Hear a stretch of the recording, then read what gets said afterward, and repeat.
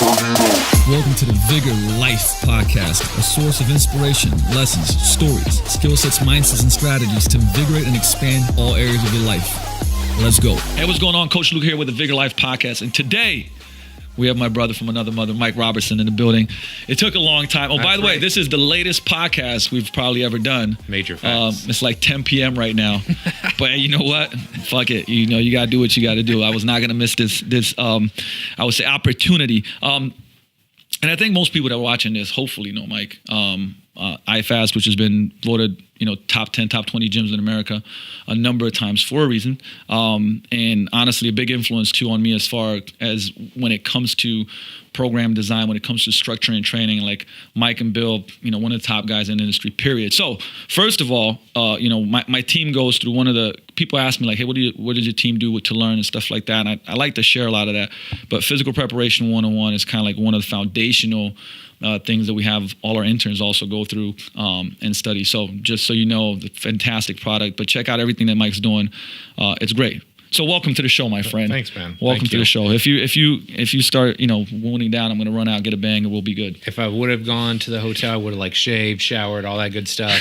I've been on the razor today. I've been throwing rocks. So you know what? Your branding is on point, though. Little grimy. I'm liking it. Your branding is on point. We're on point. All right. That's right. One of the things is I always say, man, we talk in real life, we talk about just about everything. Yeah. And I didn't want to go, okay, cool. Well, let's just talk about, programs design and writing programs and stuff like that. Cause I think you got a lot more to offer.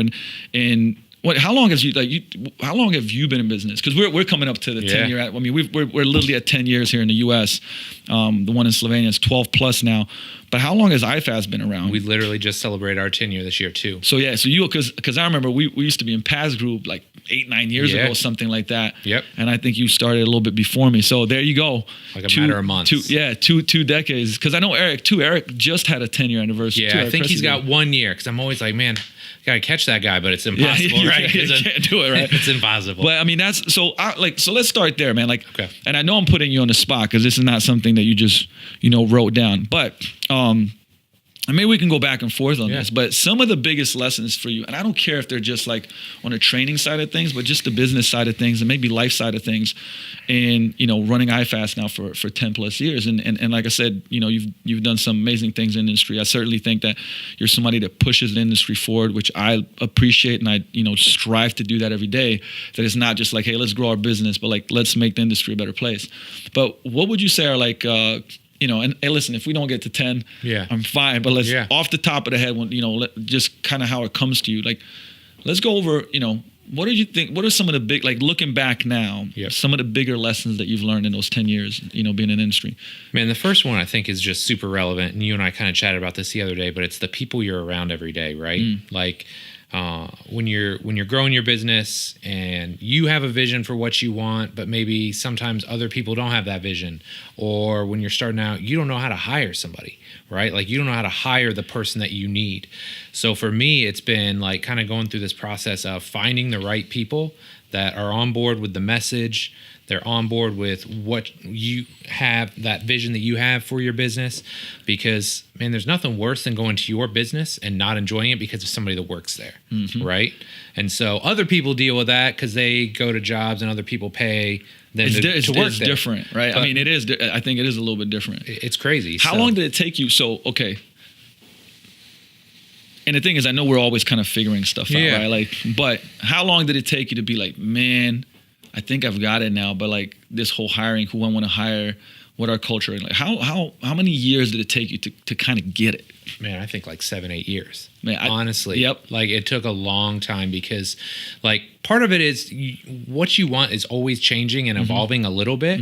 But I think it legitimately took me 7-8 years to really figure out, okay, these are the personality traits that I need. And we hedge our bets too. I always try and hire from within. If I can hire an intern, absolutely. I love that because then I know after 16 weeks, I got a good read on the type of person they are, the chemistry. I mean, chemistry in your team is so critical. So I think that's been one of the biggest things is 7-8 years of trial and error. And luckily, we've been really good. Like most of our people, if I hire you as a coach, you're going to be there at least 2, if not 3, 4, 5 years. I mean, Really? Jay's been with us, I think, man, like 6 years now, 7 years now. Ty was with us 4 or 5. So it's like, we've been really lucky with the guys that we have, but it's constantly like trying to figure out, okay, what is the vision and who is going to help me kind of fulfill that vision from a coaching perspective. And so, like, I want to add it to that because that's a great point. And I ask you that because that's how long it took me. Now, I thought that I had it figured out. Oh, yeah. And then I was like, you think man, you know immediately, right? Absolutely. And then it's like, oh, man, I was completely fucking stuff up. And it's just been this pride. Like, the last 2 years, for like 2 years, I was just like, oh, I'm fucking everything up, right?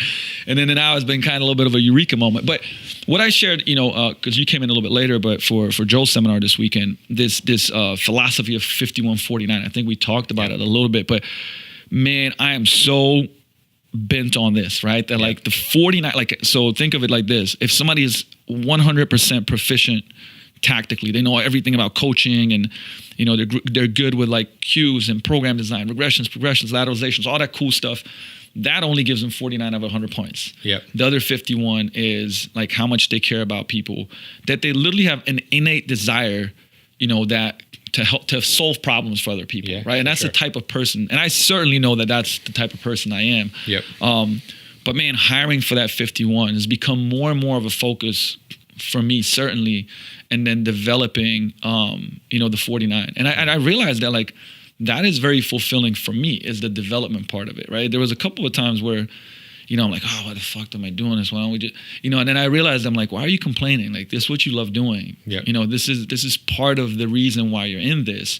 And I would recommend, if you have a business, is like really focus. And that's a Danny Meyer lesson that I got from Danny Meyer was hired for 51, trained at 49. And it doesn't, that's not always going to be perfect. I think that, it's sometimes, it might be, I don't know, if instead of a 51, it'll be 40, whatever. Right. But, towards that line, I think if you do that, I think you're in a great place, because those are the people that are going to want to care for people. And if you have that same approach towards your team, man, it trickles down, and I think you have a lot of good stuff that happens. Yeah. So that was number 1. Yeah. Number 2. Yeah. Number 2 is continuing to have a strong vision for your business, right? And again, this is something we've talked about, but I think when I came in, I just knew like, hey, I just want to train people. At that point in time, I always joke around, but I was like semi-retired, right? Yeah. Because I was doing so well with like the online stuff. Like online was really just kind of getting rolling. I was making 4x online what I was doing training people. Yep. So I'm like, why am I doing this? And I mean, if you guys know me, like that wasn't going to last long. Playing Halo till 3 a.m, sleeping till 11 a.m, maybe training, maybe doing some work. My wife wasn't really down with that. So that's when I was like, man, I want to open the gym. And Bill and I were just like, we want to open a space that can help people. We didn't have a strong vision. We got by because we were smart financially. We went into a small space. We had enough of a rep that we could get some people. But I think for me, like some people go in and they've got this idea right off the bat.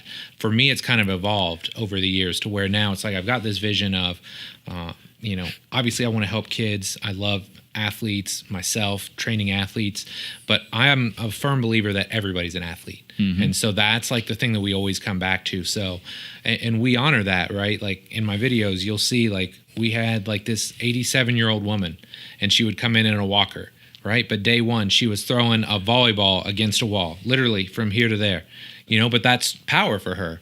Right. It's not the 60-inch box jump that gets a million views on Instagram. But I mean, that's really important to me. So I think that's such a big one, is not just having a vision, but then not forgetting your vision. Right. As you grow and as you evolve, because there's a lot of shiny objects out there. I want to do this. I want to do that. But it's like, stay true to your vision, honor your vision. If you need to pivot or tweak or refine, that's cool, but stay true to your vision. And the thing is like that, it's so cliche, right? It's so cliche that it starts, people are like, kind of corny and whatnot. But man, I realized like coming full circle, I was like, all the shit that like is very cliche-ish and very corny-ish, right? That people are like, oh, here you fucking go again. I'm like, oh, don't worry about it. Work for 6 more years and then you'll figure it out. Because the whole values, right? Like, what are our values? Do we really represent that? Yep. What is your vision? And are you, even every week, if you go like, here's these tasks that these actionable things that I'm going to do this week.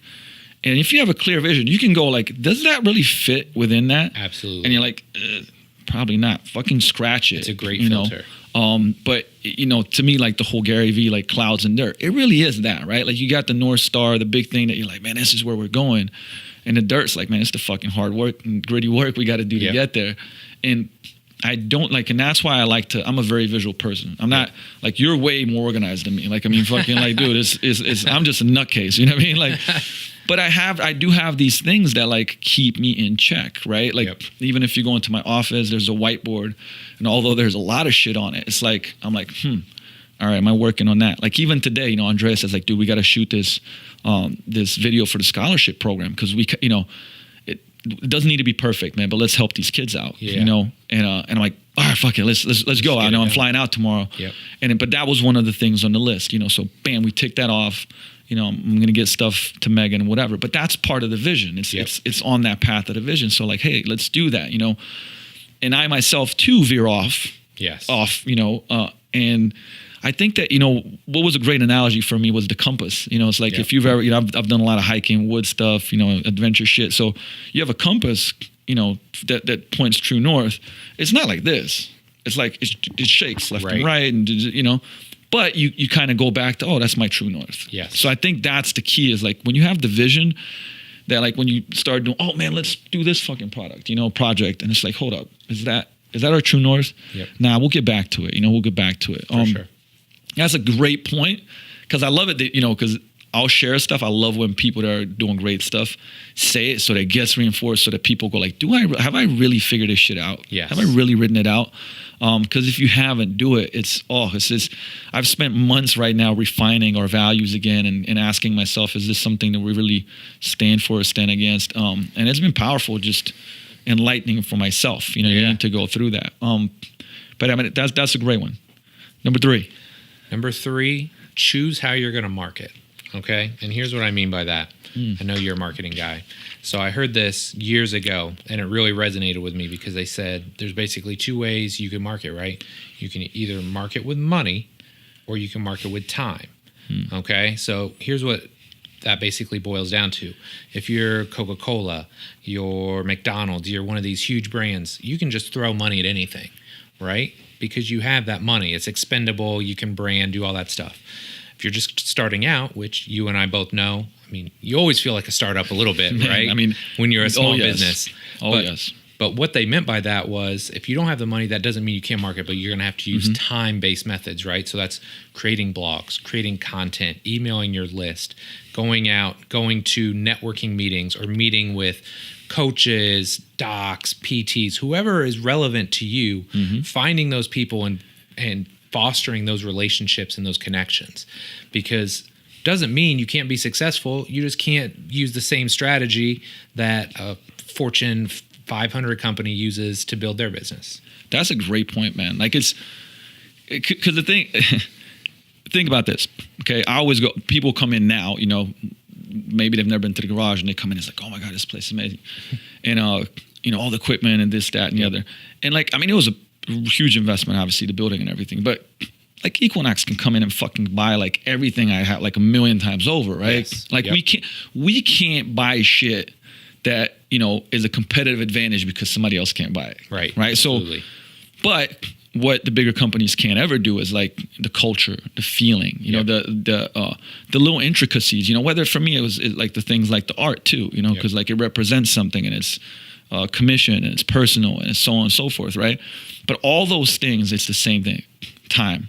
Right. And I hear this a lot because, people focus on, like right now there's this trend, obviously, whether it's, Facebook ads or, people trying to throw money at it and going like, oh my God, like I'm spending this much, but not, not getting the ROI, blah, blah, blah. And, the question is like, okay, cool. What else are you doing? And it's like, well, we haven't really done that much because we're focusing on this so much. Right. Yeah. And I'm like, man, like anytime that something shifts, people leave the other stuff alone. Right. Like going and doing lunch dinners, doing your own seminars that nobody, like if I looked up right now and Googled any seminar in a 20-mile radius, I guarantee you there's few people doing anything. Yep. Right? Just the gym doing a seminar to provide value for the people, right? But that's time. Anytime I do that, I spend 30 hours putting together a prezo.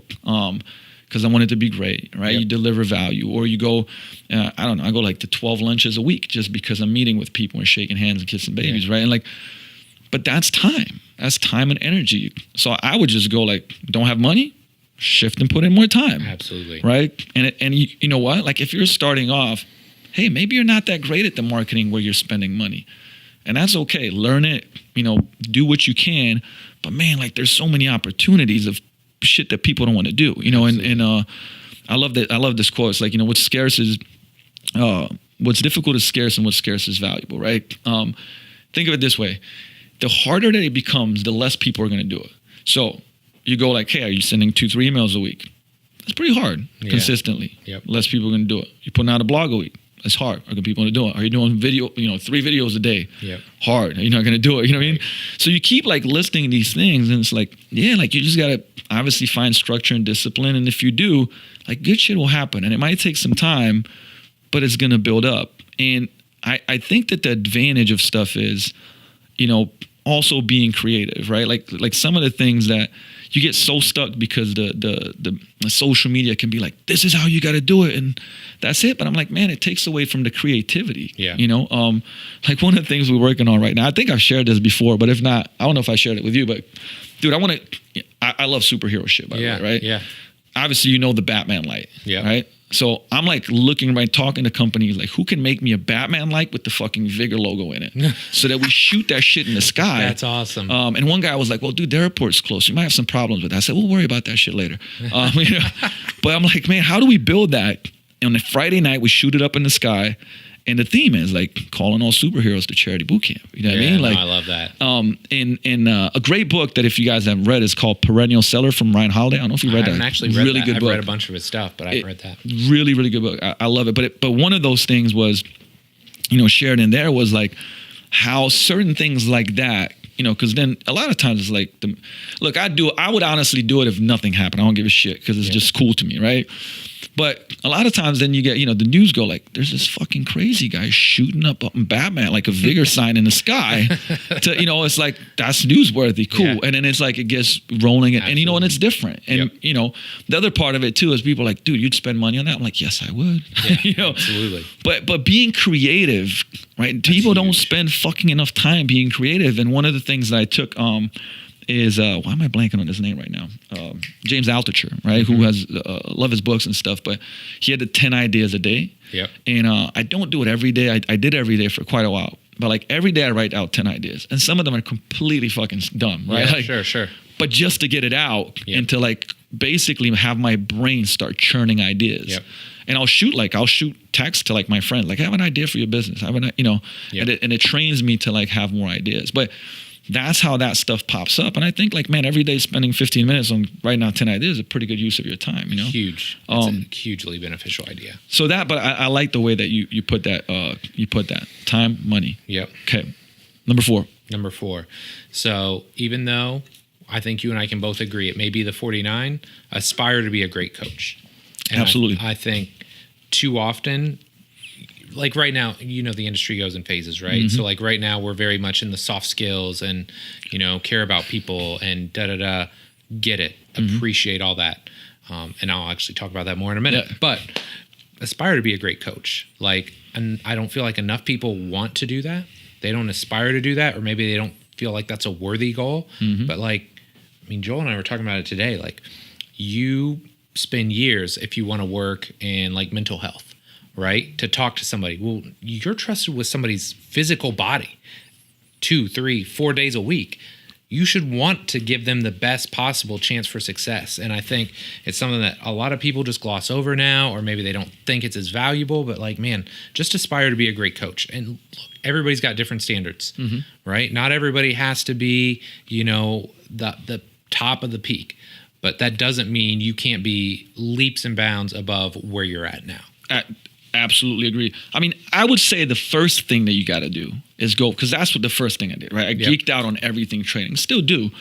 And but I agree with this whole standard thing, right? Like the way I look at it is this. What's the definition of client? Do you know what the definition of client is?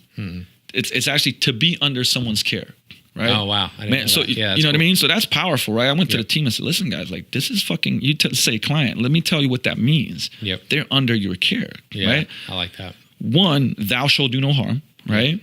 So, my first thought process is if you don't know what you don't know, and you don't have to know everything, but listen, if you don't understand passing an overhead flexion test and then giving somebody a barbell press, jerk, push press, snatch, whatever, it goes beyond, well, you just don't know that. It actually goes to a point where like, well, yeah, like you're destroying this person's rotator cuff. Like, Yeah, exactly. I mean, would you, go like, hey, Mike, what's up?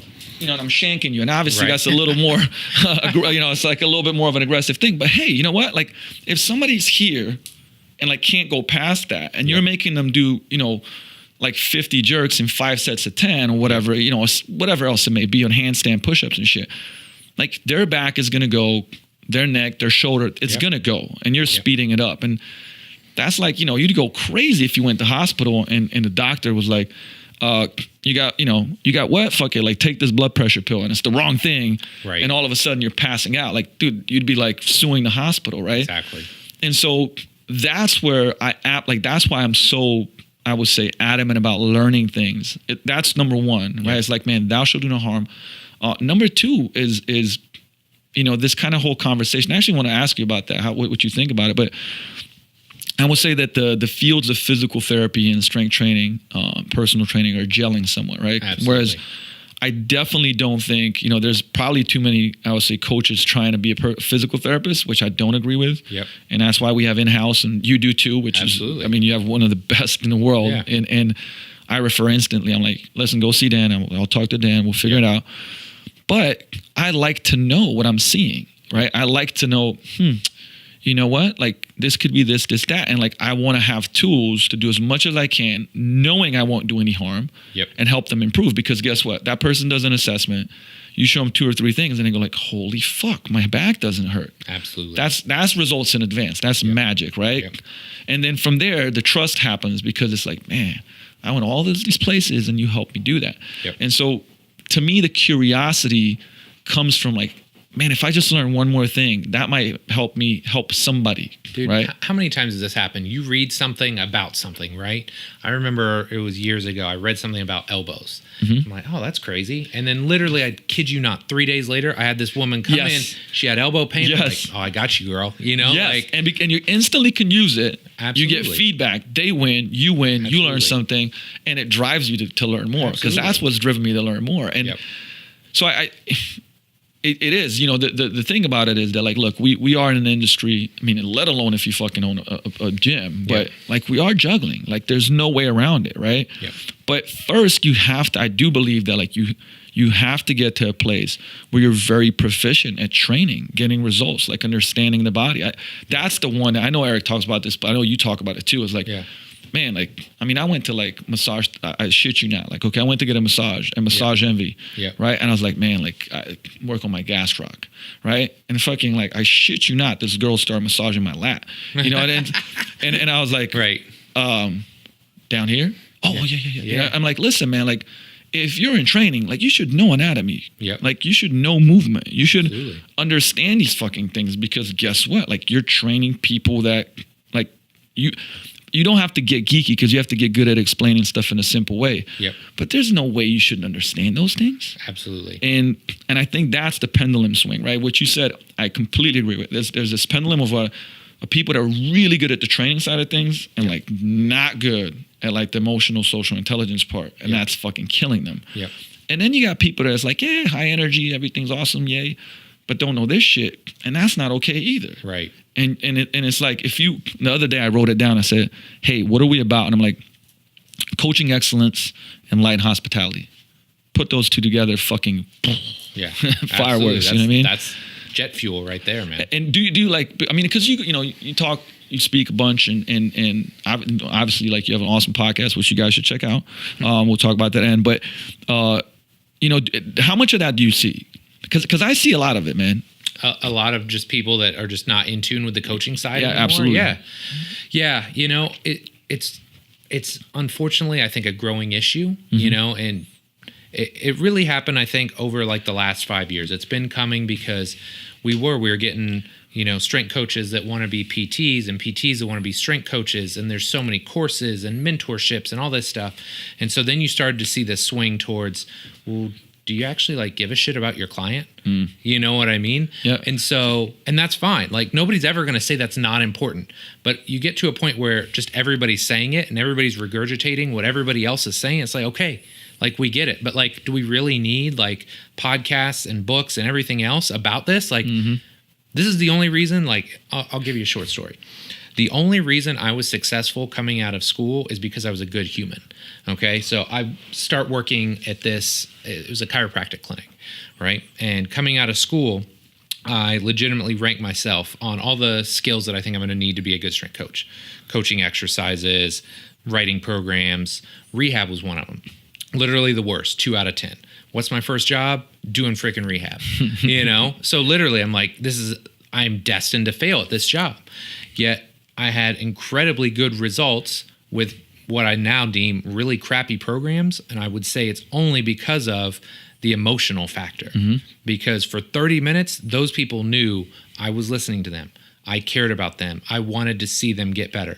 And like, there's like research out there now that shows the psycho-emotional side could be even more important in training than the mechanical side. So all the stuff that you're doing to build the muscles, maybe I'm just talking to them and we do a little bit of this and they're going to get a better training response because chemically their body and their brain are prepared to get an adaptation. How crazy is that? It's crazy. I mean, and the thing is, I have pushed a lot of people towards like, you know, for instance, think like, man, have you studied, motivational interviewing or coactive coaching? Or like, man, these are really, really powerful tools. But, you know, there is the other side of things, man. Like I see people that I know, for instance, posting stuff on. I'm like, hit them up like, dude, that's really horrible for them. Like, I don't know if you know what I mean? Like, I don't know. It's not good for you. You know what I mean? Like, it's not good posting that shit, you know? But that has to be like part of it, because at first, like, that was my thing. I was like, dude, I want to fucking be the best in the world at this stuff, you know, everything about program design, you know, and then you get to a level of, it's like the cook and the chef thing, right? I mean, and, dude, it's like 10 years later. And, you know, somewhere in the middle, I was like, man, I really know I'm good at this stuff. I'm good at this stuff, right? Like, I feel confident in this, really confident. I was still studying it, but I was like, man, there's this other side that like, you know, at first it was like, people are not committed, right? Then a lot of my own life fucking went to shit. And like, you know, I learned a lot of lessons. I was like, you know what? No, I got to get better at this. You know, and that's why I went down to like whole, you know, behavior change psychology route and social environments and like learned so much. And then 1 + 1 = 3. But, you know, like the thing is like, if you leave shit on the back burner, like on the other side of stuff, hey, that's not good either. Absolutely. You know, and to me, one of the best ways to stay on top of the game is like be around people that are, you know, the best in that one niche field and learn from them. Because it's like you know, and we know a lot of people that are like, man, they're doing PubMed research and running tests and doing this, that, and the other. And, you know, I'm like, hey, listen, what's new? You know, I'm going to go to that course, study that, come back and go like, oh, I learned these new things that we aren't doing or we could do better. Boom, let's apply. Right? And to me, that's like the cheat code, right? Absolutely. But you have to do it. You know, it's the same thing as if somebody wants to run a gym, like a business, any type of small business, like you can't get away without wanting to know business. Or you got to have a partner that loves that shit and you're just like, oh, I do this and you do that, you know, but there's just no, like, I get people like, well, you know, Luka, I hate that marketing stuff. I'm like, well, you're going to be fucked. You know what I mean? Like, dude, like there's coaching and there's the business of coaching. And like, you could be great here, suck here, work for a company that you love and you love their vision and crush it and you'll be great. Like you'll do great stuff. Absolutely. But man, if you're like, oh, dude, I don't want to learn sales and marketing and systems and leadership stuff. I mean, that's just not for me. I'm like, well, then running a business is not for you. Absolutely. And that's okay. You know what I mean? Yeah. Not everybody's meant to do this. Oh, no. And you know, hard. Like most people just don't understand. They assume, oh, I'm a great trainer. I'm going to hang my shingle out here and I'm just going to crush it. And it's like Scarface, you know, just hundreds going. Like, no, it doesn't work like that. You know, and that's why you take any client, you know, like you do whatever it takes to to be successful, to keep the doors open until you get enough momentum, and then you can start churning.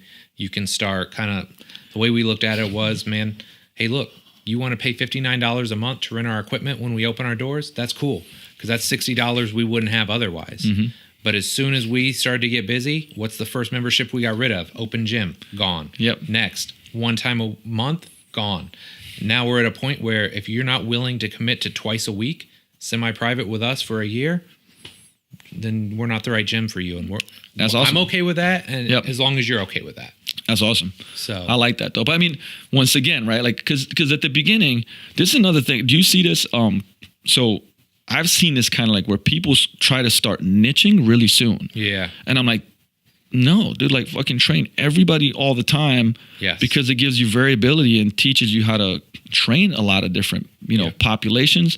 And mostly is also helps you communicate with, I'd get coaches like, man, I like the motivated athletes. I'm like, okay, well, so do everybody does, right? Like we all do. What about, Susie that's like 72, like she's afraid of like lifting a weight. Right. Man, like if you help her, you'll become a better coach. You know what I mean? Absolutely. Like, but you're just trying to go here and go like, no, I'm going to niche myself. I'm like, dude, you're crazy. Every really successful coach that I know be like, no, I built a really good foundation, training a lot of people. And then something happened that made you go a certain direction. Sometimes it was like, not maybe the fluke, but it just like, I mean, for you, I don't know where it happened for you. But it's like, for instance, I started training athletes, right? That was my thing. I was like, all right, well, listen, I got to pay rent. We're going to start boot camps. Yep.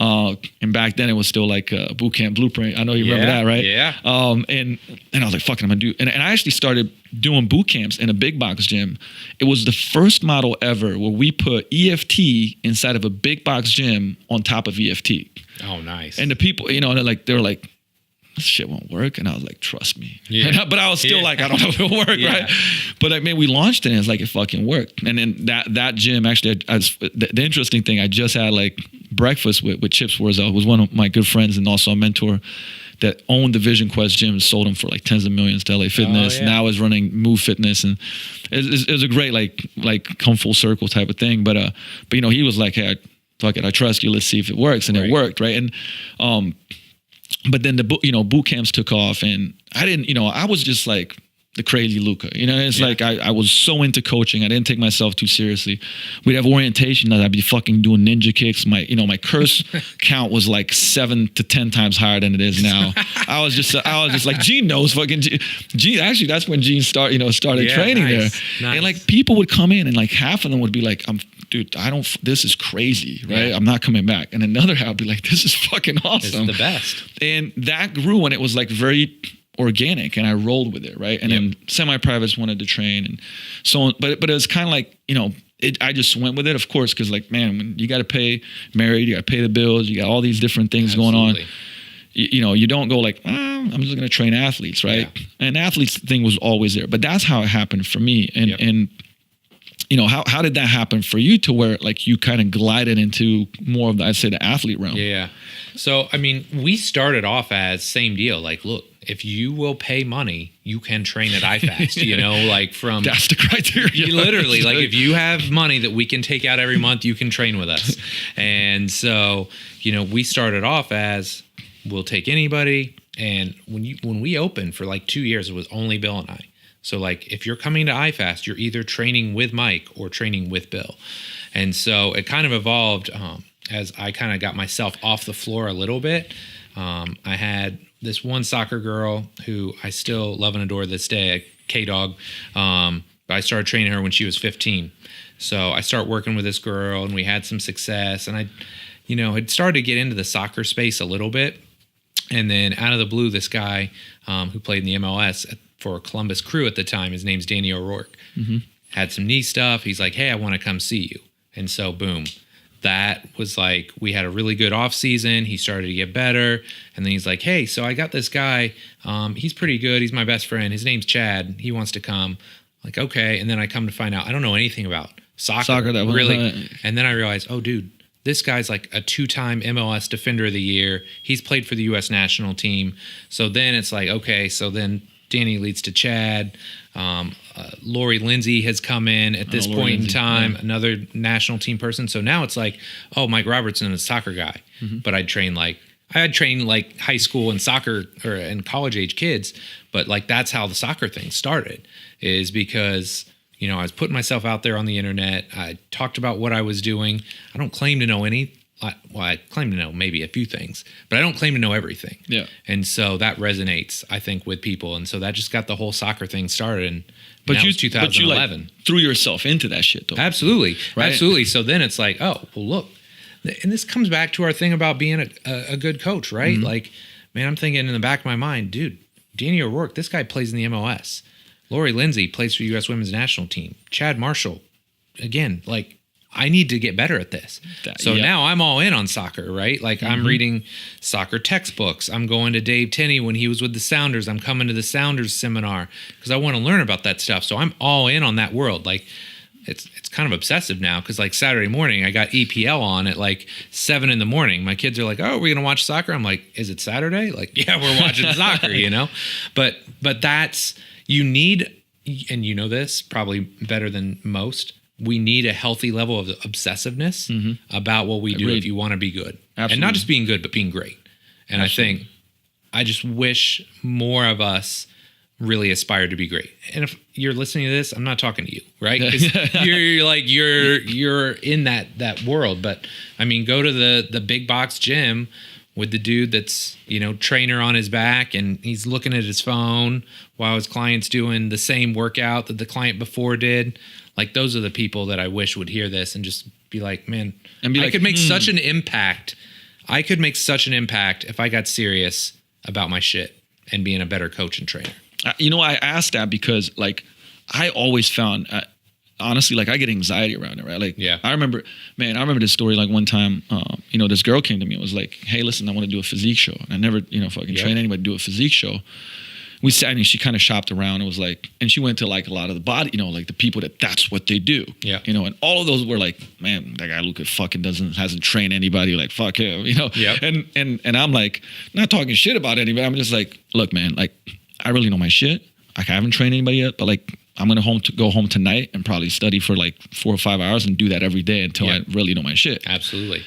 And, you know, she ended up coming back and in 9 weeks, like, she won. Like, I mean, literally, it was this insane transformation. Yeah, that's awesome. But I was fucking up every night till 2 a.m. because I was anxious because I was like, I need to be great at this. Like, I need to know this stuff. And I was reading everything I could get my hands on, like, all the time. Coming back, like, hey, listen, I went through this, so I think we're gonna go this approach. And she was like, man, like, you're really on top of your shit, right? Right. But it's like, I legitimately, you know, that's why I ask, because it's like, if, like, right now somebody came in here that I've never trained that population, right? Yep. Like, dude, I would be up for the next 2-3 weeks, like 5 hours a day studying, so that I would come back and go like, I feel pretty confident about this, right? Yep. I mean, I have a really good base of stuff, so let's say it's a crazy niche, I don't know what, you know what I mean? Like, but it's like, you know, I'm writing programs for top three water skier in the world right now, right? And like, she trains here. And man, same thing. Like, one of my coaches was doing it, and then I took over.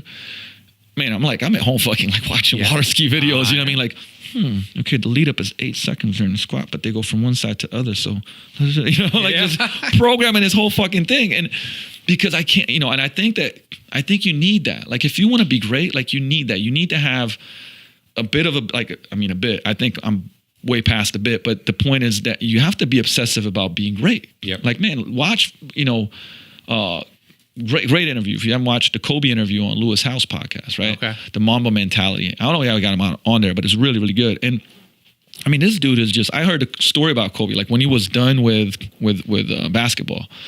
And at an event, he was talking to this financial guy, right? And he goes, I'm really interested in finance. And the guy goes like, listen, man, like, you let me know, you know, I'll help you out with whatever. He's like, dude, a week later, fucking Kobe's texting me in the middle of the night, like just tons of questions, right? Yep.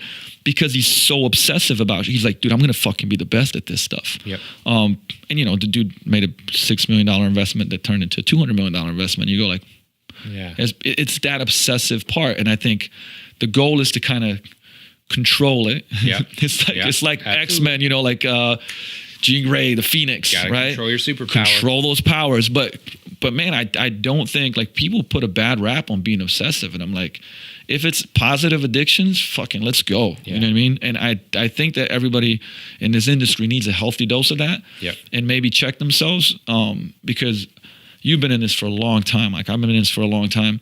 Man, like if you go downstairs and look at my books, you know, like 40% of them right now are still like training stuff, nutrition, you know, all types of stuff around communication on training. And then there's like marketing, sales, systems, leadership stuff, you know, but I mean, you can never stop. The best, you know, the best get better. And it's like not like, especially when they're the best, you know what I mean? Like, absolutely. And that's the thing that I've got slapped down by life a number of times. I was like, listen, you know, don't fuck around. Right. I will show you, you know? So since then I'm like, if things are, I'm always keeping that on top of my head. Hey, listen, am I staying on top of my game? Like, am I, you know, I don't want to show up somewhere and not be sharp, man. I want to be sharp in all these areas that I'm teaching, or, you know, and I'm always trying to empty the cup. You know, don't be too good. Like, don't think you know your shit.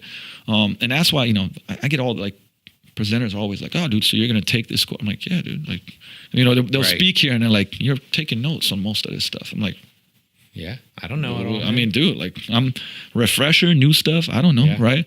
That was a long one. I'm glad we touched on it. I think we're on number 6. Okay. You can take your moment. You can take your moment. Be a great communicator. I tell every one of my coaches this. Big piece of what we do, and I think there's a lot of ways you can do this. We've talked about this in multiple instances over the course of this weekend, but I always tell my guys, you need to work on your communication skills, and a great way to do that is to sit down and write, because writing is labor intensive, right? But labor forces you to really like hone in and streamline your thoughts. Like, I know a lot of dudes that are really sharp that can't stand up and they can't run a course because they can't communicate what's in their head. They can't get it from A in a clear to B, way. Right? Yeah. So it's like, find ways to communicate frequently and be super clear and concise in how you do it. So what I tell my guys is, I would love it if they would write like a blog every week, right? Okay, if you're not going to do that, that's fine. Every time you write an email, that's a chance to be more clear, more concise.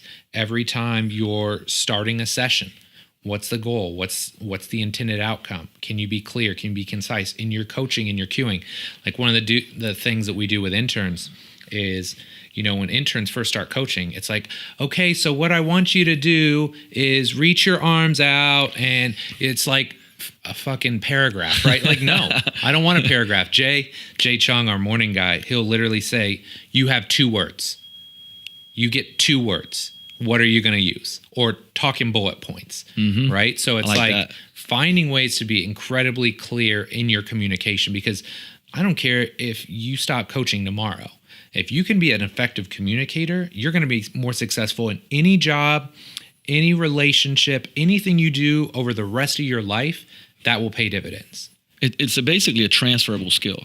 Absolutely. Right? And it's like actually one of my coaches, you know, he goes up to me and says, man, do you think I should get better at sales? I just paused for a second. I said, what do you think? I think it would be good. And I'm like, are you closing at 100% forever? And here's the thing, right? Because I mean, we kind of have a crutch because we have somebody that does sales now. Yeah. But see, the thing, like for this whole time, I've been teaching my team sales, like really a lot, like resources, in-stats, you name it, right? Yep. One-on-one. And, you know, then of course, like it made sense for us to bring somebody in, but like you are selling all the time. Like literally, if you're like, dude, what do you want to go eat? And like, pizza. Oh, fuck, I want a burger. Like, somebody's gonna win the sale. You know what I'm saying? Like, exactly. If you work in an office and you want somebody, you have tons. Like the boss gave you tons of work, and you're trying to like offload somebody to help you. You're gonna have to sell them. Like, selling is like human. It's natural. It's you know what I mean? And communication is the same way. It's influence. It's persuasion. And you got like, how do you sell the client to do something? Absolutely. You gotta understand that, right? Yep. So I completely agree with you. One of my favorite things, and sometimes that can be a big jump. So the things that you said, I think are absolutely like probably some of the best things to start with. Talking bullet points. You know, we have this structure where, you know, I wouldn't say the whole team does it at 100%, but we're pretty damn good at it. You know, telling stories in every session, right?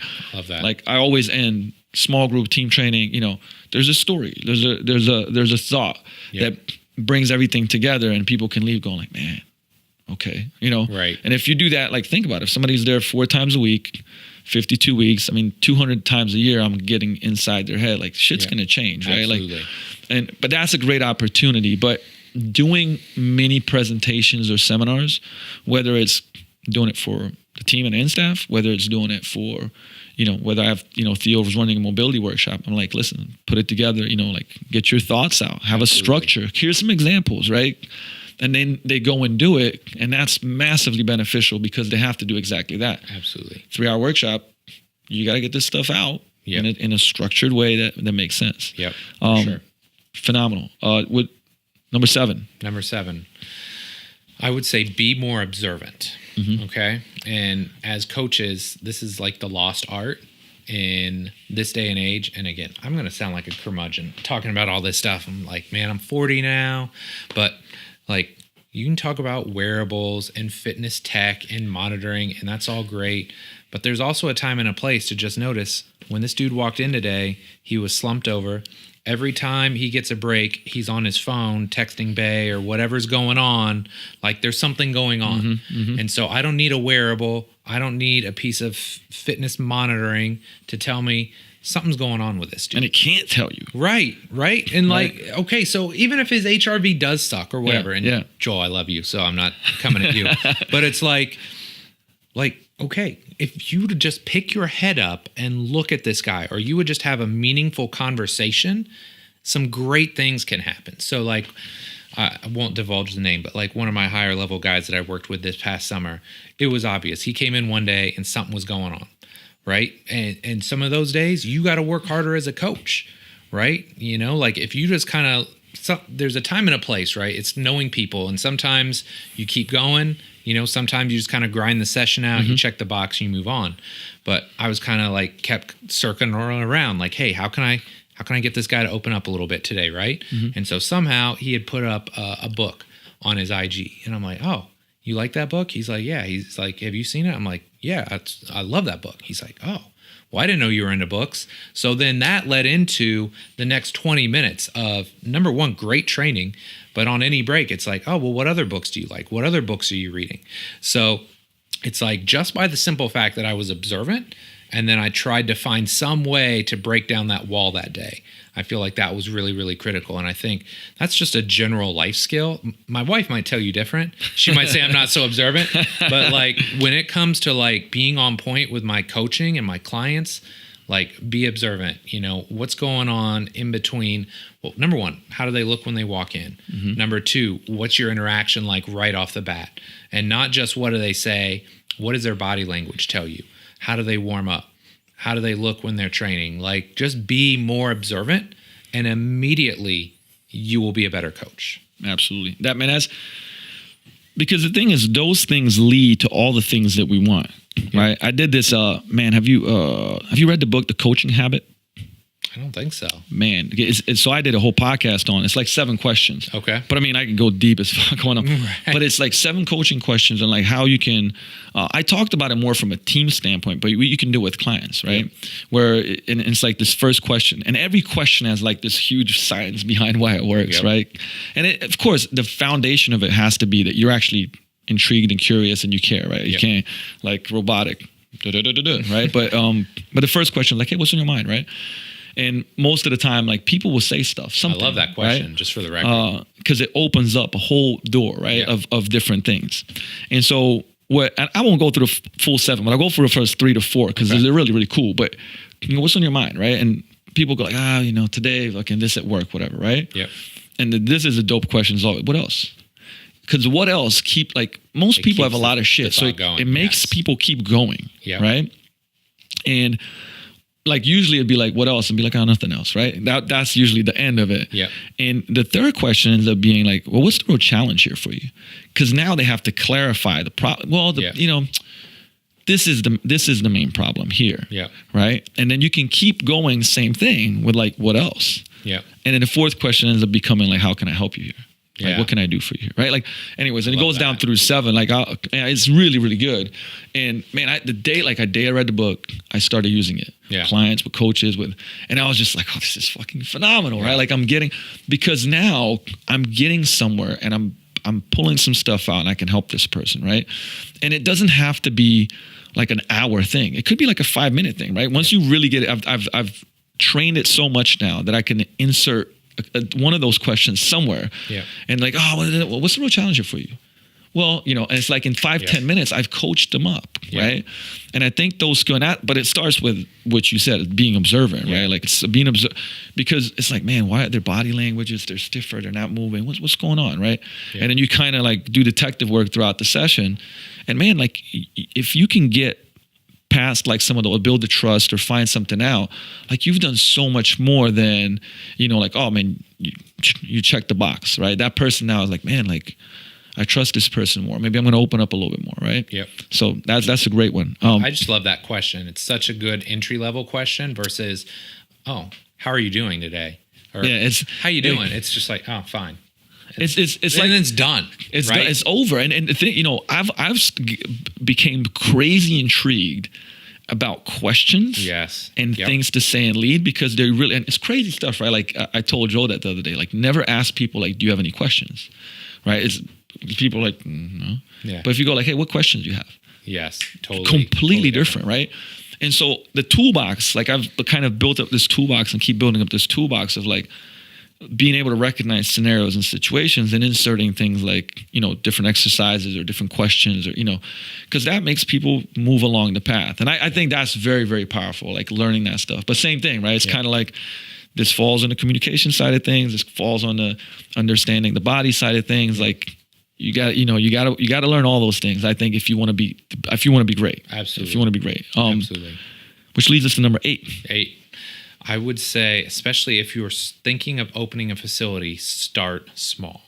Mm-hmm. We have talked about this numerous times. Nothing worse than opening a 10,000 square foot space that 5 people come into. Like and Bill and I started small. We started with, I think it was 2,200 square feet.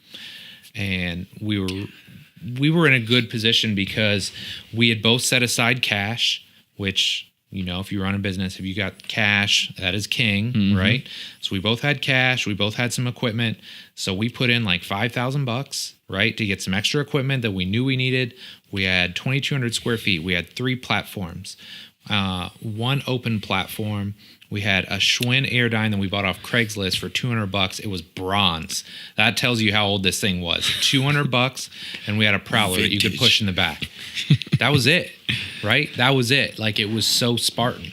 But that's what it took to get us started, right? You can always add more equipment. Mm-hmm. You can always move into a bigger space. You know what you can't do? Get your freaking business off life support because you bought too much stuff, you went in too big of a space, and you didn't have the people to support it. And then you go into scarcity. That's the other thing too. Oh yeah, then everything's. And then you're looking at like the numbers, you're tripping out all the time, and then you don't make like this powerful decisions in scarcity. You just don't. You know what I mean? And I when people say, if you had to do it again, right, what would you do? I'm like, dude, I'm going right back to the fucking garage, and I think, we shot this video with Jay Ferrugia, and it's like, he was asking me, we walked down to the garage and filmed, and I said, man, like, this was great because if you can like make shit happen in a garage with no windows and black mold, like you learn a lot of skills, right. and I think sometimes that stuff's the crutch. Like somebody comes in and is like, hey, listen, I'm going to give you $500,000 investment. And you're like, dope. And you get the equipment and you get this beautiful space, but man, you don't know what you don't know. You don't know so much stuff that now you're like churning and burning money to try to learn it. And it might be too late, because if you owe $500,000, that's tripping a little bit. You know what I mean? But like you said, you started with 5. Man, I remember I had a bunch of equipment that I bought, like training people out of Vision Quest, because they didn't have a trap bar and a kettlebell. So I just kept like spending, kind of building up a little money, buying this, buying that. And I think then I spent like $4,000. Same thing, a bunch of Craigslist shit. We were driving 2 hours out, getting dumbbell racks. I mean, just, old school as it can be. But, it was like that's where we started. And so I had to be really good at the training and really good at the entertaining / infotaining people and communicating to get people and keep people. And I think that built a very, very good foundation for me as a coach. And then, of course, as, the money grew, then you're kind of like, all right, let's grow out of this. But then, I'm always trying to grow out of things versus growing into things, I would recommend that to anyone. And of course, then somebody comes along and says, well, what about, places that aren't like that's a different type of business for coaches that like love coaching, that have got into the industry because of coaching and want to build a fitness business. I would pretty much recommend that every time. Yeah, like, absolutely. you know what I mean? Become great at coaching. And that's what's going to, take you to a level 2 boss, when you play the video level game. up in so many ways when you start small, because I don't care how good you think you are as a coach. When you go into your own space, it's different. There's no safety net, right? So your coaching feels a little bit off point maybe right off the bat. So you're going to level up as a coach.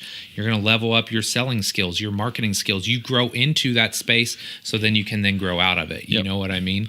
But yeah, if you go into 10, 15, 20,000 square feet and, turf this and rubber flooring that and, the pretty dumbbell set that, The stress, because the stress of the money is real, man. Like we were in a position where, making this happen was possible, and I prepared. I had, plan A, B, C. Yeah. And still we ran into a bunch of shit where the first, man, I'm honest. I shared this, like you have this like, look, man, we're in here. This is an amazing place, whatever. And, the first like 6 to 9, actually the first 9 months, it was like, fuck, like things aren't going the way that I'd want them to go. Yes. Because sometimes it's kind of, and there's different reasons and factors for it. But still, you're like, shit, man, like, there's a lot of money going out. I mean, this is a whole different ball game, right? And, thankfully, like, one, I created a base where I'm like, all right, cool, operations are good, this, that, the other, and I can focus on the problems and fix the problems. Yep. But, man, you start off, but this is me, like, 13 years of experience running a gym. Absolutely. Considering, like, we, count this one in Slovenia. And so, and I still I come like, okay, we gotta figure out a solution for this. Right. I don't know it. And you talk about somebody just starting and like multiple 6 figures, or man, even just 6 figures, man, like that shit is a huge pressure and a huge stress. And sometimes that stress takes away from like the learning, the being involved, where I'd rather be like, well, look, all of everything that comes out is like $2,000. And all right, we can, if I make 5, I can eat, pay rent, put food on the table. Right. And let me churn and build on this. I think that's a much better way to go about it for many reasons than doing like the big investor and like, well, we have a cool spot. Dude, there's always somebody who's gonna have a cooler spot than you because they got more money, right? I mean, at least from the standpoint of equipment, space, this, that, and the other, right? There's no way around it. Number 9. Keep having fun, right? I mean, this is something where, and again, maybe it's perspective, maybe I'm the only one, but I feel like there's definitely times in the entrepreneurship journey where shit just gets real, right? Or, maybe things aren't as great at home as you'd like. They're not as great as you like business-wise. You've got an employee that's bringing your business down. Like, I think you have to try and find ways to have fun all the time, right? And it's like, it is weird too, because on some level, you want to have a friendly relationship with the people you employ and you want to have fun, but it's like there's definitely a line too. So you have to find that comfort zone, right? But like, it's funny, I saw you as we were out here today on the gym floor. How many high fives did you give today?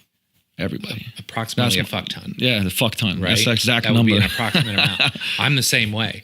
Like when I'm in my gym, like I want to give every person in there a high five. Like, I don't care if you're the 12-year-old kid or the 40-year-old mom or the 65-year-old grandma. Like, I'm going to give you a high five. I'm going to ask you how your day's going. And I want it to be fun. I want your experience in my gym to be fun. And I want to have fun when I'm while coaching you're doing you. it. Yep. Right. So, how you do that, I think there's a lot of different ways. And some people, like Mark Fisher, they can be crazy and silly and do what they do. Right.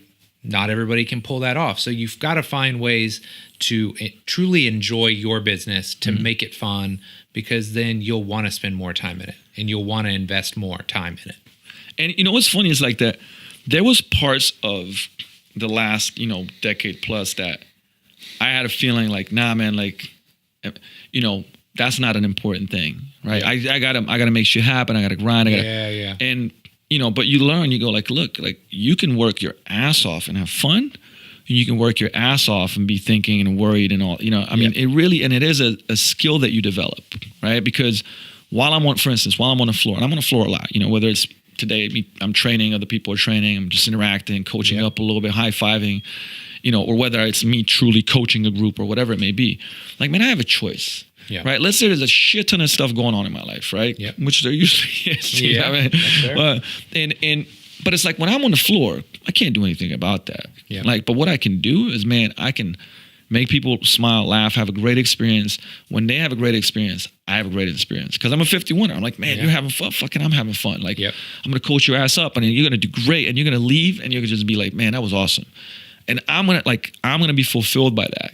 And you can do that. Like, you can play the music that you want and like interact with the people like in a fun way. And I would say like, hey, we take what we do like really seriously. Yeah. But we don't take ourselves as seriously, right? Like, and I think that's a good place to be. But you have that choice. Like, even though you got to do, I don't know, write a blog, make some more sales next month. Fucking like, if you're worried about it while you're coaching people, it won't change anything. Yeah. Actually, it'll probably you'll do worse. Yeah, for sure. If you have fun, at the end you'll be like, the reason why I can work, still work by choice a lot of times, 14-hour days, 15, 16, whatever, is because I am having fun. Absolutely. Like, I come here and like, I don't have to be at the gym nearly as much or at all sometimes. And guess where I'm at? I'm right here because I love it. I love my team. I love the clients, and we have fun. I mean, of course, there's times where I'm like, yep. But most of the time, like, man, that's what keeps me going, because it's like I'm working my ass off, but I'm having fun. So have fun. Yep. Don't be afraid to have fun. Absolutely. You know what I mean? And it's get to versus have to, right? You get to be here. You get to hang out with your people. Yes. You get to do what you're passionate about versus, man, I don't know, like just being where I'm at in life. It's crazy to see people that legitimately, they're my age and they're miserable. They hate their job. And I'm like, dude, I get to do what I do. Like, it's freaking the best thing in the world. Like, I couldn't imagine doing anything else. I definitely couldn't imagine going to a job that I hated every day. Oh man. So and I think this is important, like, because I call people out on this shit, right? Because it's not it's not as simple to shift, but I'm like, man, like, you don't have to do it. Like, for you to say, is it? I'm like, you want to fucking do like this for 2 weeks? Like, man, you trust me. Don't real, play. Man. But it's like and hey, maybe you can't leave your job, like just quit tomorrow, okay? Yep.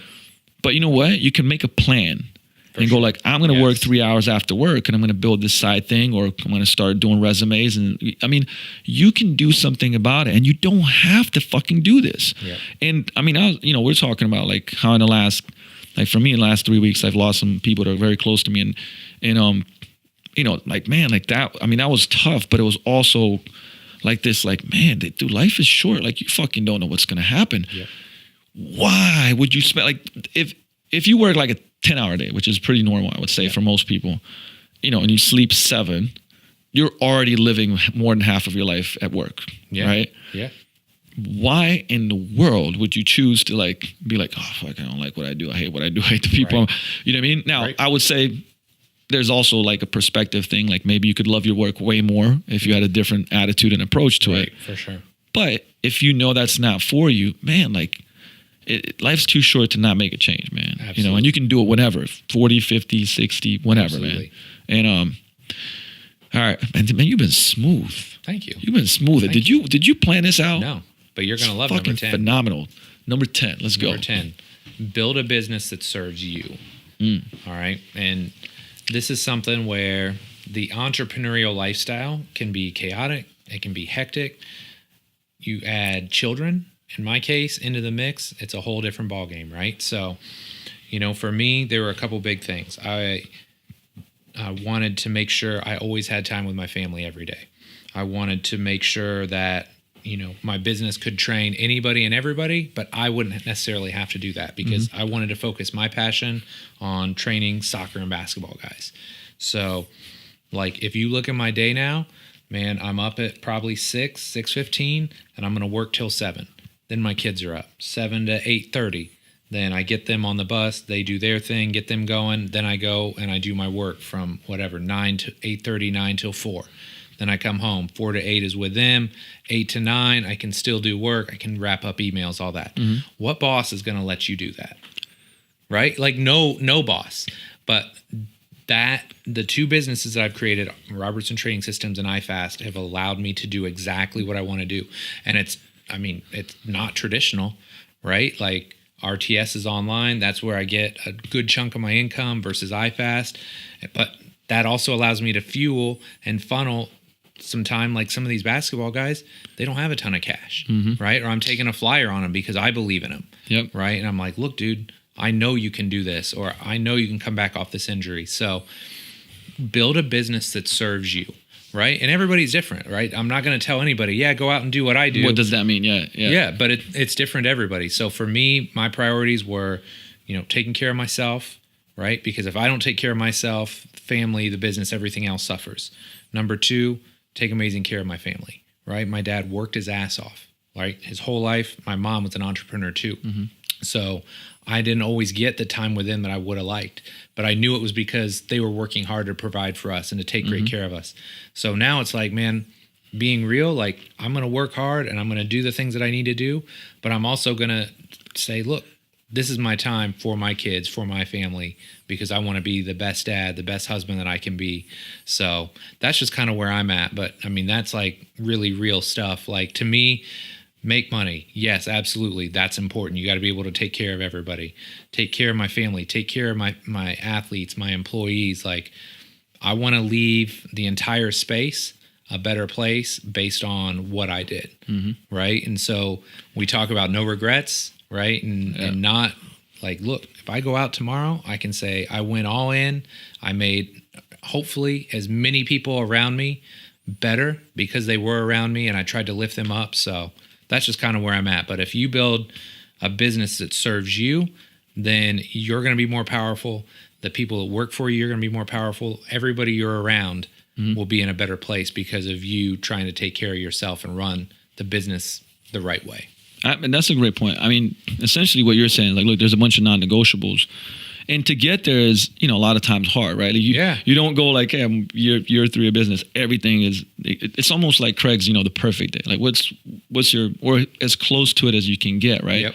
And I completely agree. I always try to preface it and say like, look, I don't have kids yet. I don't have a family yet. So I certainly, because people are like, dude, what are you going to do when you have, I'm like, I'm going to change shit up. I'm still going to fucking like work my ass off, but it's going to be different. Like, cause you add certain non-negotiables into your life. So certainly is like, man, what is the most important? Like, you got to ask yourself these questions, and then you can, I would say, build a business that like serves those things. One of the things for me, I like to share this because I do think it's important. I just don't see it enough in the industry. Actually, I think there's a massive lack of this, by the way.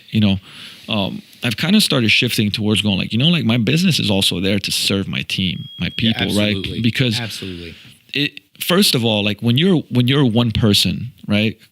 You're the basically facilitator of everything towards the clients, right? When you have a team, the client's not the most important thing anymore. I mean, there are, but the team is the most important thing because they're coaching the clients, right? And so one of the big shifts that happened for me in the last, I would say certainly 2 years, but like I would say the most in the last year was recommitting to like, man, I really want my team to succeed, right? And like, and in a sense of like, I want to know what like makes them tick. Like even if, down the line, it's like somebody's like, you know what, like this isn't doing it for me anymore, or like I have, I'm going to move forward and move on or whatever it may be, and me being cool with it. But like really fighting hard to create an opportunity that like this is the best place for them to work and they love it, and right now, like I ask myself these questions like, hey, how can my coaches make X, Y, Z and not have to work more than 40 hours, right? Because we know, man, you start working over than 40 coaching, like dude, you're burning out, and we haven't had coach work more than 40. Right. Except like I work, I don't know, 140. but I really think about that. I go home and I think about it and write it out. Like I bust my ass to create these platforms that can give them opportunity. And this has been like I feel like I've worked on that, but kind of always, but the last 2 years has been like, hold up, dude. Like I got to make sure these guys are like fucking like happy and successful. And like, how do we do that? And because I consult so much, one of the things that I see because of scarcity is like, man, how do I make more money? And then start making changes that are like, will like fill my pockets, but it hurts the team. Right? So my non-negotiable is like, win-win. If it's not win-win, you know, and I get it. Like sometimes, you know, you got to make tough calls, and and you got to, like, as a leader, you have to be willing to be unpopular. Yep. Right. Absolutely. And I think I don't think it's an issue, but like, man, I really care about like the people around me. Right. It's like this whole family kind of atmosphere, but also going like, all right, look, man, I'm your, you know, I'm not your friend first. You know what I mean? Right. Like, I'm your kind of coach, mentor, leader. Yes. But I do promote this. And have you read Ray Dalio's Principles?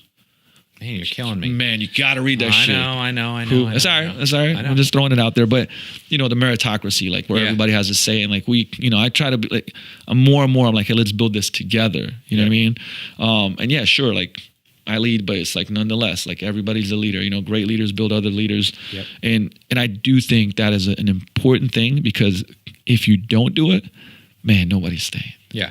You know what I mean? Like, it's just not happening. So you said this in your podcast, and I don't know when this is released, but you talked about, okay, well, I don't want to invest in this guy, right? Because he's just going to leave.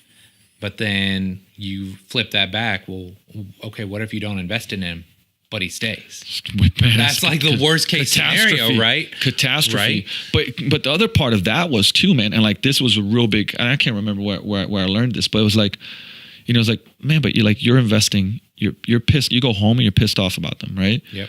You probably talked to them 5 times, nothing happened. You know, you're telling your significant other or your friends, you're like, fucking this guy's not, dude, you're spending so much tens or hundreds energy. of hours thinking about this. Yep. What if you just spent that time really making them as great as they can be? Yep. Hey, do that for 60 days, see what happens. You know what I mean? Yep. And you'd be surprised, because you'd be most of the time be like, oh, well, they changed. Yeah, because you're fucking coaching them, you know? Right. And maybe they see that like you're on their side, you know? And I'm certainly not perfect at this, but man, like this is my massive focus. And it's made things more enjoyable, right? Yep. Because once again, like, look, we all want to make, you know, as much as we possibly can, give back. It allows us to, you know, I mean, shit, like I couldn't buy this building if I didn't have money and work my ass off for it. But that can't be the main drive. It just cannot be, you know. And I found everything is more enjoyable. Even the hardest moments that I have, like, are more enjoyable doing things with the people I love, you know, like really true, like the true team, right? You know, it's like, man, I know these guys got my back. If everything goes to shit, man, I got you. You got me, you know? And I think that if you don't kind of build that, I mean, that's team culture, right? It's like, that's what's under the hood. And like team culture dictates gym culture. Absolutely. Right? So when people are like, oh man, I got to change my gym culture. And they kind of almost like, whoop, skip through. Like, what do the clients want? I'm like, dude, what does your team want? Right. For real. And if you really dig into that, you'll also find out like, that person's not the right fit, you know? Absolutely. And there will be some tough decisions to make.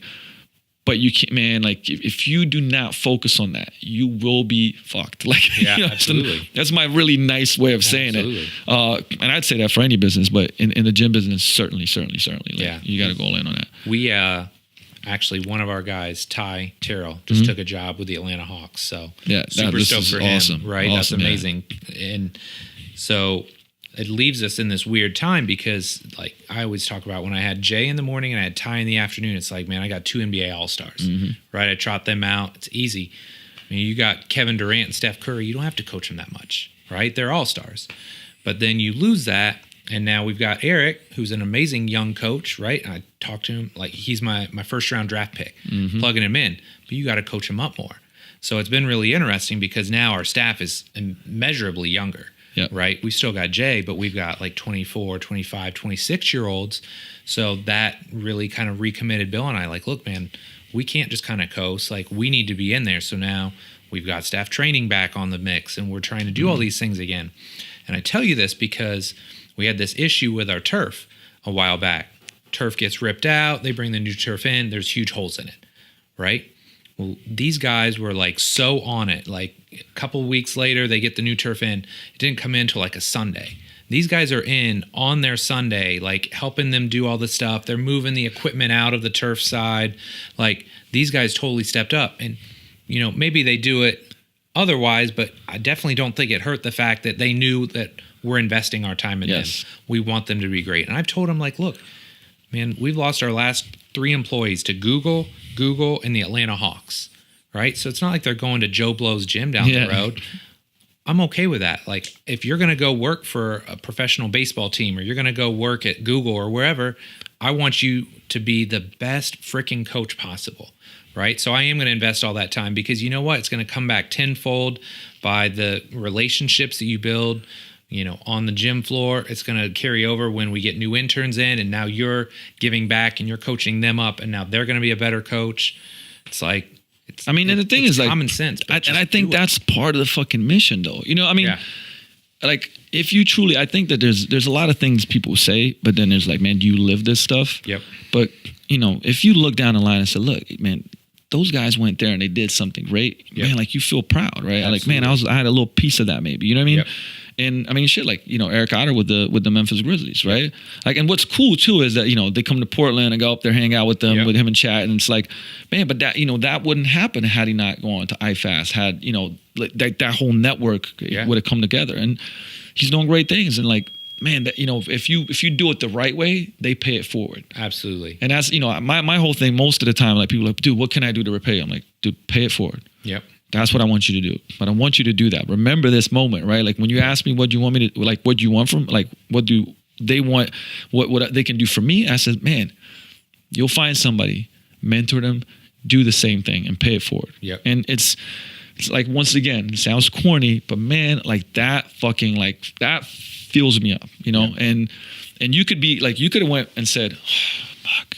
And I've done this before, by the way, right? Yeah. I've had this attitude, and it didn't work for me. Like, I mean, put it this way, it did nothing good. When you go like, man, these people left, you know, good way, bad way, whatever it is, like, oh, I gotta train all these new people, right? Yeah. And the attitude was like, because it's almost like I feel like I shouldn't have to, right? I was, you know, doing a lot of work, you're tired, whatever. Right.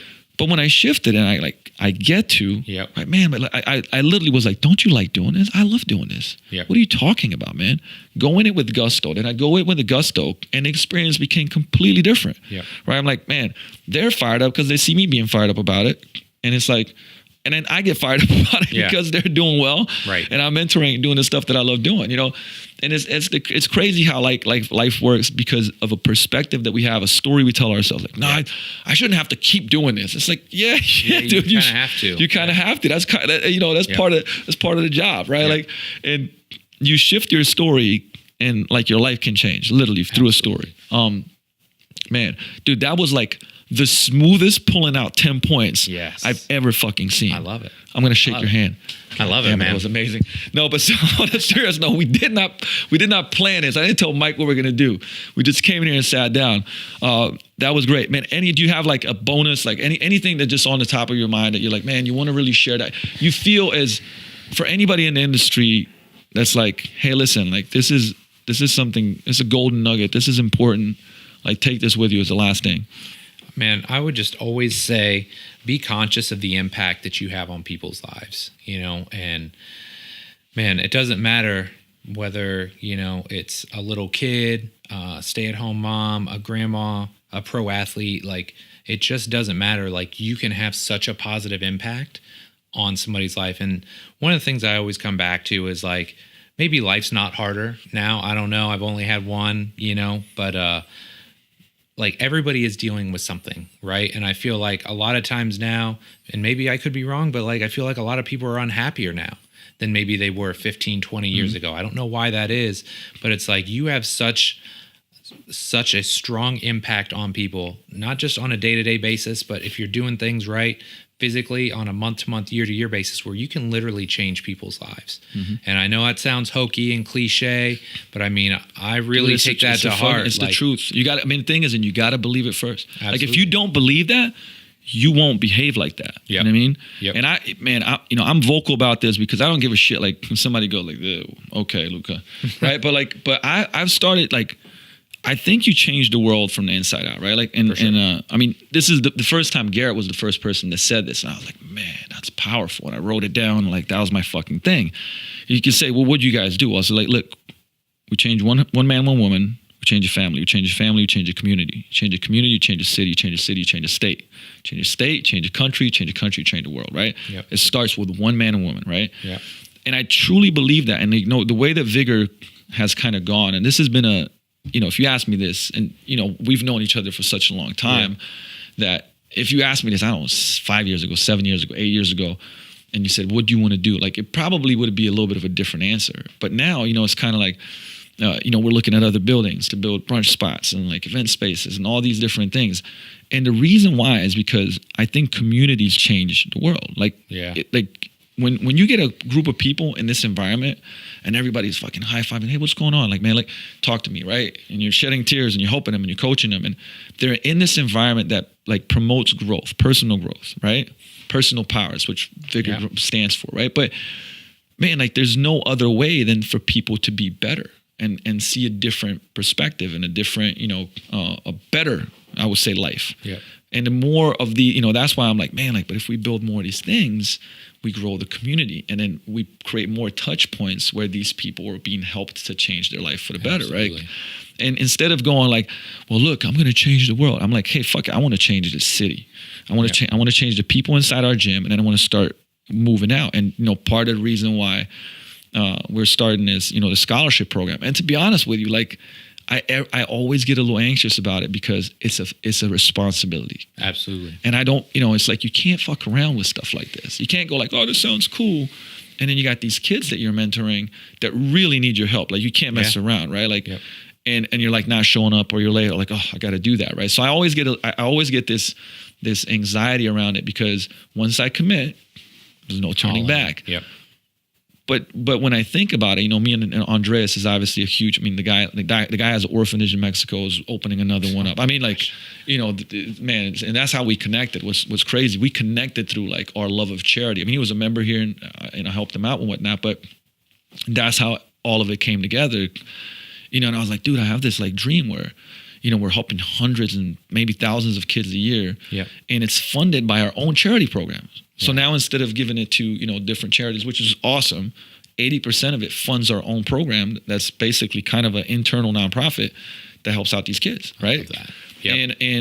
Yep. But it's like all of it drives back to this whole thing about environments and triggering behaviors, changing people.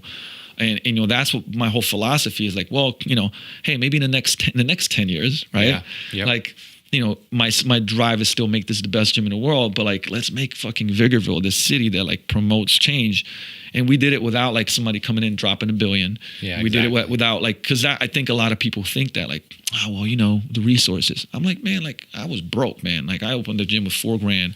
Right. Like, you can do it. Right. But the problem is the story you tell yourself is like, well, I can't do anything, so fuck it, right? But as soon as you start to go like, you know what, like, maybe, we can do something. Yep. That'll fire you up to do the next thing. So to kind of piggyback on what you said, because I truly believe it's been so funny. I don't know if you've been hearing this, but like, I hear a lot of people that are like, I want to get out of the industry, right? Yeah. That burnt out. Oh, I want to go online. I see a lot of that now. Like, hey, I don't want to coach people face to face where I have the biggest impact. I just want to go online. And I don't have anything against online. We're launching online, right? But it's almost like, I don't know, like, if you said that your goal is this, I don't know if like you're searching for the right thing, right? Like, if you can't coach people face to face, I don't think you're going to do a good job online, honestly. Yeah. Period. You know what I mean? It's way harder. Oh yeah. See, I need you to tell it too, because it's way harder. Joel did like, we were at the end of Robertson's seminar, we did we did a Q&A. It's like one guy pops up and says, hey, listen, like, I want to, he's probably 23, 24 years old. It's like, hey, I'm thinking about going online. And like, Joel did the most motivational speech ever. He's like, don't fucking do it. Don't do it. Don't do it. There's too many people. It sucks, Yeah. But it was a good point, because you want, I don't say you want to discourage people. You got to give people a reality check, right? They're like, online, you're competing against everyone. So you got to have a different angle. And it's like, hey, you're doing online, but listen, you got a gym. You've been busting your ass for a long ass time. Yep. And same thing. Like, after 10 years, we're launching online. Jeez, you know what I mean? Like, right. And once again, I'm not against it. Certainly not. But when people think that like they should get away from physical training because online is easier. Incorrect. Harder. Like, I mean, literally harder to keep people on, hard to communicate with people, harder to break through the white noise. Yeah. And, so if you're doing it, just know, talk to us. But with that said, dude, I could talk to you all day long, man. Like we always have great conversations when we're catching up. But tell them, if they don't know, where can they find out more about Mike Robertson and anything that he's involved with? RobertsonTrainingSystems.com obviously is the site for the blogs, the videos, the podcast, all that good stuff. That's kind of like my online space. Mm-hmm. And then IFASTonline.com is the brick and mortar business in Indianapolis. So what's your podcast? Because I want you to let them know. It's the Physical Preparation Podcast. So I think we're 140 episodes in. Nice. Still cranking along, but if you love that. If you want to become a better coach, listen to the Physical Preparation Podcast. Right? There's even one episode there with me. We talk about some cool shit. And the other Hocevar. Oh, I know. Yeah, listen, the brothers have been on. Very well represented. You probably won't get my oldest brother on there. He'll just talk about rugby and beer. But it's fine too. But with that said, dude, thank you so much. Honestly, this was amazing. Pleasure, it was late, but it was. You notice I'm sharp at this time. You are sharp. I'm sharp at this time. It's impressive, man. We should probably, Gene. Sorry, bro, but we're going to have to start doing these late. It's like, hey, listen, as always, I really appreciate when you guys go over, give a review, 5-star review, of course. But on a serious note, when you share this, people tune in and, man, it could just be one podcast where, it shifts somebody's mind, makes them take action. And as always, you heard a bunch of stuff, man, take one thing. Just take one thing and do it, and start applying it. It doesn't have to be everything. One thing maybe that Mike said was like, oh, man, that resonates with me.